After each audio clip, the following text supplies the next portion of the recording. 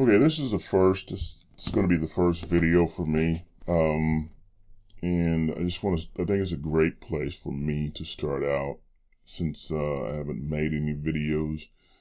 Just been sort of exploring this whole manosphere for the last few years. For the last 2 years, and I've gone back and listened to older content, and all the way back as far back as I guess 2010, 9, whatever. And so I've just sort of been observing. I'll make a video of how I came to find the manosphere in the next video.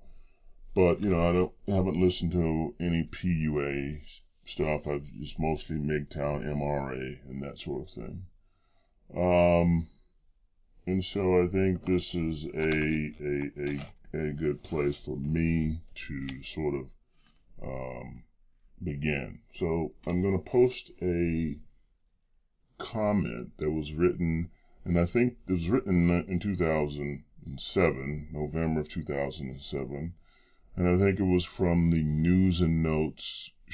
NPR used to produce this show called News and Notes. It was hosted by Ed Gordon, and it was like a 15-minute little segment where they went over the current events of the day.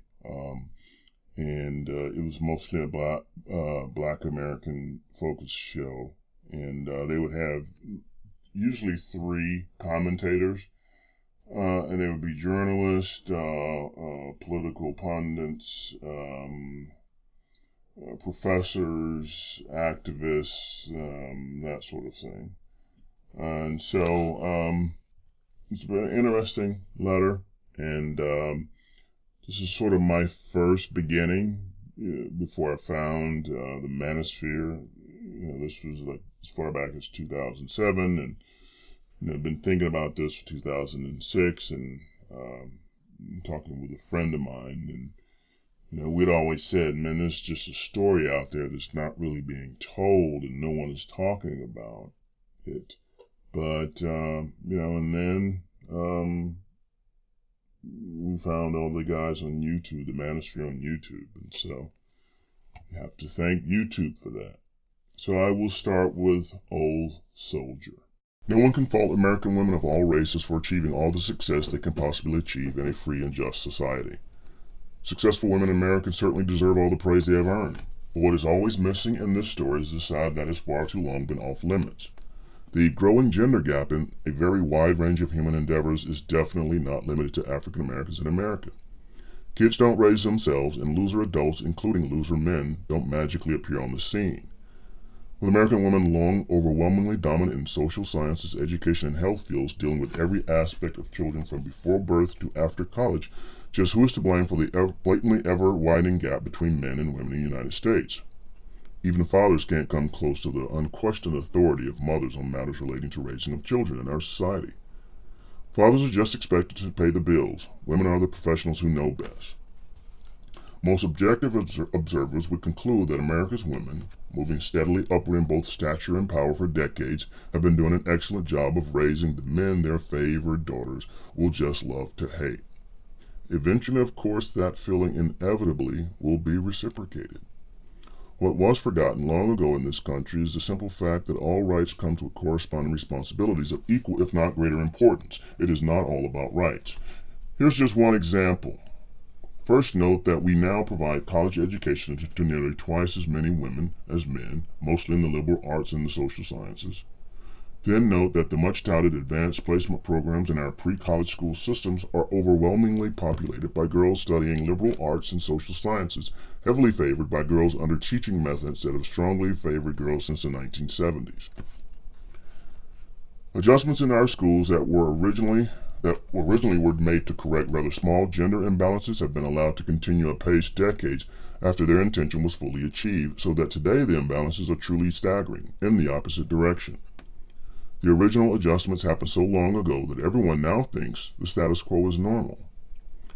American women have for decades used Title IX of the Education Amendment of 1972 to the Civil Rights Act of 1964 to myopically apply quota systems to sports programs in order to restrict men trying to use athletics to get a college education.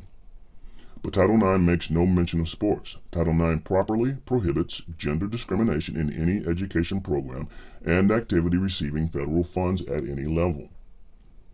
Men should have started using Title IX during the 1980s when the gender gap on college campuses first became evident, and tracked the reasons for that imbalance backwards, but men feared and still do being labeled sexist bigots.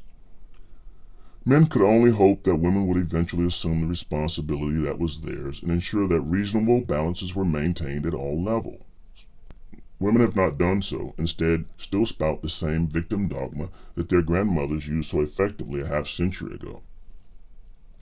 College student bodies and school AP programs that are over 55% female, not to mention the many that are over 65% female, have long been begging fertile ground for class action lawsuit if women and or the federal government did not take the actions required by federal anti-discrimination laws.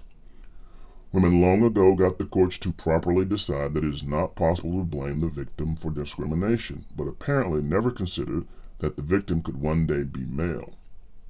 And women are now the dominant voting bloc no politician ever wants to alienate.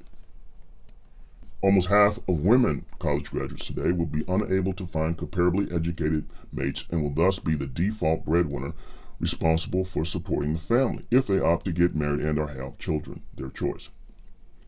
About 55% of American women between 18 and 48 have never been married, but still enjoy all the programs, benefits, and deference that were intended for a far different society on a very different social bargain, including the really huge subsidy they receive from men in Social Security and Medicare premiums.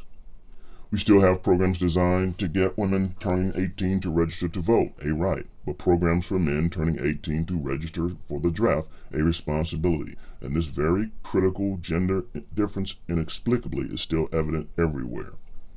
Native-born American women already are having children at less than half the rate, 2.2, necessary for our society to survive just to see the end of this century, so we have to open our borders as wide as possible to uncontrolled third-world immigration just to stay alive and viable. Just because no one is allowed to discuss such things doesn't change a hard truth one bit. An objective observer over the age of 60 can easily list dozens of similar examples in the historical and logical context for American society, a context that has not been perverted by politically correct censorship for over 2 generations.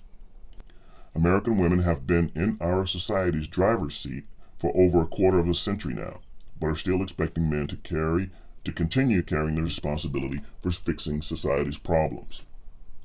It doesn't work that way. In a democracy, when you dominate, when you are the top dog, the responsibility is yours.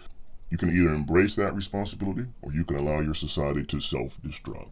You can't blame others for problems which you created, then allowed, forced to snowball. The responsibility of leadership is really hard stuff, and blame shifting just doesn't cut it. Trying to turn boys into girls doesn't work either, regardless of whether it's done with abject neglect, mind-altering drugs, expulsion threats, or counterproductive teaching methods. Perhaps when a white woman becomes our commander-in-chief, American men can finally start demanding a few corrections that are already a generation overdue. My own prediction is that her honeymoon will be short indeed. Despite all the phony diversionary politics, the issue of the day is not race. It has long been gender. P.S. As a 65-year-old lifelong regular Army soldier, originally educated in the social sciences, sociology, and psychology at excellent universities, I can't stand most American men under the age of 45 anymore either. But I didn't create them. Every time I hear another woman whining on TV these days, I look at my struggling sons and turn off the TV. But I am also ashamed because I've been doing nothing but listening and bowing to American women for over a half-century. Like all American men, I never demanded anything from our women. I always treated them like daddy's little girl, and that was a big mistake. So to all the American women, and especially to our enormously powerful white women, I now say, you have always been the one with all the choices. It's your system now. You fix it. I can't defend it anymore.